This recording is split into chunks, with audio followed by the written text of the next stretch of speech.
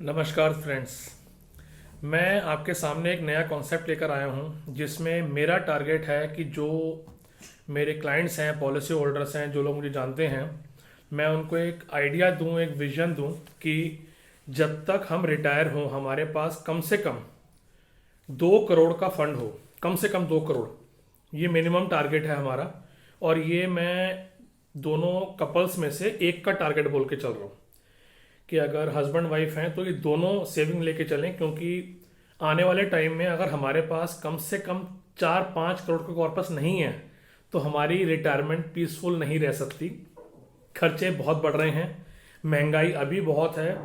Apart from that हमारा medical expenses, God forbid दवाइयों का खर्चा, मेड्स का खर्चा, हाउस होल्ड एक्सपेंसेस, घूमना फिरना, कपड़े, रोज़मर्रा के खर्चे, इलेक्ट्रिकल बिल्स, बिजली के बिल, रिचार्ज, ये सब मिला के बहुत खर्चे पड़ते हैं। तो मैंने एक कैलकुलेशन करी है। अगर आपकी एज 25 साल है, आपके पास 35 साल का टाइम है रिटायरमेंट तक का, और आप 2 करोड़ का टारगेट लेके चलें तो आपको 10,173 रुपये पर मंथ इन्वेस्टमेंट करनी है रफली। अगर आपकी एज 30 साल है और आपके पास 30 साल बचे हैं तो ये इन्वेस्टमेंट 2 करोड़ तक पहुंचने के लिए विद इन 5 ईयर्स बढ़ के हो जाती है 16,590 रुपए के आसपास। आप देख रहे हैं 5,000-6,000 का फर्क आ गया सिर्फ 5 साल लेट इन्वेस्टमेंट शुरू करने में।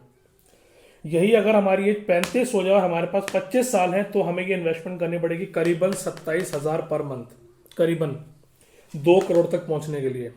और अगर हमारी एज 40 है और हमारे पास 20 साल बची है तो हमारी इन्वेस्टमेंट होगी करीबन 50,000। मेरा टारगेट है टैक्स फ्री मैच्योरिटी। मेरे क्लाइंट के पास टैक्स फ्री पैसा आना चाहिए 2 करोड़ कम से कम। अगर अपनी ही इन्वेस्टमेंट पे हमें टैक्स पे करना पड़ जाए तो कोई फायदा नहीं है। हालांकि मैं जानता हूं कि कई इन्वेस्टमेंट्स ऐसी हैं जो इससे बेटर रिटर्न दे सकती हैं, बट मैं लेके चल रहा हूं सेफ।